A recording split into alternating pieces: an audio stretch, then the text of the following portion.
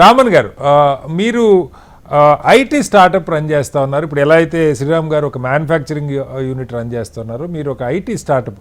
చాలా ఈ మధ్యకాలంలో మనం వింటున్నాం, చాలా కొత్త కొత్త వినూత్నమైనటువంటి ఇన్నోవేటివ్ ఆలోచనస్తో ఐడియాస్ తోటి కంపెనీలు వస్తూ ఉన్నాయి, చిన్న చిన్న ఐటీ స్టార్టప్స్.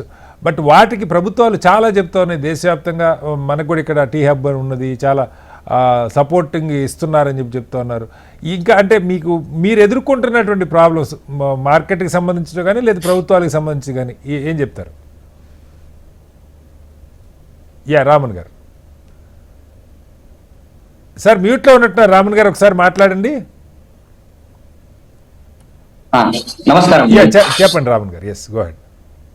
శ్రీరామ్ గారు చెప్పినట్టు స్మాల్ అండ్ మీడియం ఎంటర్ప్రైజెస్ కి ఉన్న ప్రాబ్లమ్స్ ఆల్మోస్ట్ అన్ని ఫీల్డ్స్ లలో సేమ్ మ్యాచ్ అవుతాయి. మెయిన్ అన్నింటికి మూల కారణం అవుతుంది finance. Access to finance is the biggest problem.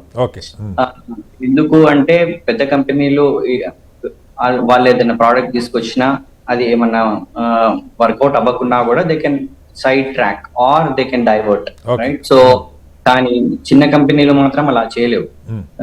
Because they are just starting with an idea. ఒక ఐడియాతో స్టార్ట్ చేస్తారు, దాని తర్వాత అది పెద్దగా అవ్వాలి. కాబట్టి ఫైనాన్స్ అన్ని ఏ విషయమైనా మళ్ళీ ఫైనాన్స్ దగ్గరికే వస్తాయి మామూలు. అట్లాగే సెకండ్ థింగ్ ఏంటంటే మార్కెట్ యాక్సెస్, కాంపిటీషన్. మార్కెటింగ్ కి సెపరేట్ బడ్జెట్ కేటాయించడము, మనం చేసిన ప్రోడక్ట్ కూడా బయటికి లోపలికి వెళ్ళడము, అది చాలా ఇంపార్టెంట్. అది లేకపోతే సస్టైన్ అవ్వలేవు చిన్న కంపెనీస్. థర్డ్ నేను అనుకుంటాను ఐటీ సెక్టర్ లో మెయిన్ గా స్కిల్డ్ మ్యాన్ పవర్ కావాలండి. స్కిల్డ్ మ్యాన్ పవర్ కి ఎక్స్పెన్సివ్ ఉంటుంది ఎలాగైనా. Skilled man power especially IT sector లో మెయిన్ ప్రాబ్లమ్స్ ఉంటాయి. మిగతా ప్రాబ్లమ్స్ అన్ని ఇండస్ట్రీలో ఉండేవే, డిలేడ్ పేమెంట్స్ ఉంటాయి, క్యాష్ ఫ్లో ప్రాబ్లమ్స్ ఉంటాయి. కాకపోతే ఇప్పుడున్న ఎన్వైరన్మెంట్ సిచ్యువేషన్ ఎలా లాస్ట్ 2-3 years నుండి చేంజ్ అయ్యేది ఏంటంటే ఒకేసారి మల్టిపుల్ ఇన్నోవేషన్స్ వస్తున్నాయి వరల్డ్ లో. ఏఐ వస్తుంది, క్వాంటమ్ కంప్యూటింగ్ అంటున్నారు, ఈవిటోల్ అంటే electronic vertical take off machines వస్తున్నాయి, రోబోటిక్ వస్తుంది. అన్ని మూల కారణం AI is the base.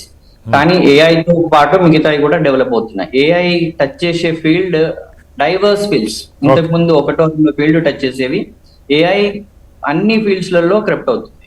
Second thing ఏంటంటే ఏఐ సాల్వ్ చేసే ప్రాబ్లమ్స్ 3 రకాల ప్రాబ్లమ్స్. ఒకటి రిసోర్స్ తక్కువ చేయొచ్చు, తక్కువ రిసోర్సెస్ తో ఎక్కువ పని చేయడం కుదురుతుంది ఏఐ తో. సెకండ్ థింగ్ ఏంటంటే అక్యురసీ. ఏదైనా అప్లికేషన్ చేసినా కూడా అక్యురసీ డెవలప్ చేయడానికి ఏఐ చాలా పనికొస్తుంది. థర్డ్ ప్రాబ్లం ఏంటంటే ప్రాజెక్ట్స్ డెలివరీ టైం తగ్గిపోతుంది. ఇంతకు ముందు ఒక 1 year 2 years పడే టైం ఇప్పుడు ఒక 3 months ఆర్ 1 month లో అయిపోతుంది. దీని వల్ల అడ్వాంటేజెస్ వల్ల ఏమవుతుందంటే ఈ ఎస్ఎంఈస్ కి ఇది best time. And AI technology wherever it fits, అంతేనా? కరెక్ట్ అండి.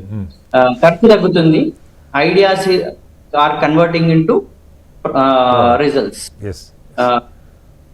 With minimum. ఇంతకు ముందు ఎవరైతే అనుకునే వాళ్ళు దట్ చాలా ఎక్స్పెన్సివ్, మన ఐడియా ఉంది కానీ మేము కన్వర్ట్ చేయలేకపోతున్నాం, మార్కెట్కి వెళ్ళలేకపోతున్నాం అనే వాళ్ళందరికీ ఇప్పుడు చాలా వస్తుంది. ఇది కరెక్ట్ టైం అందరికి. రామన్ గారు మళ్ళీ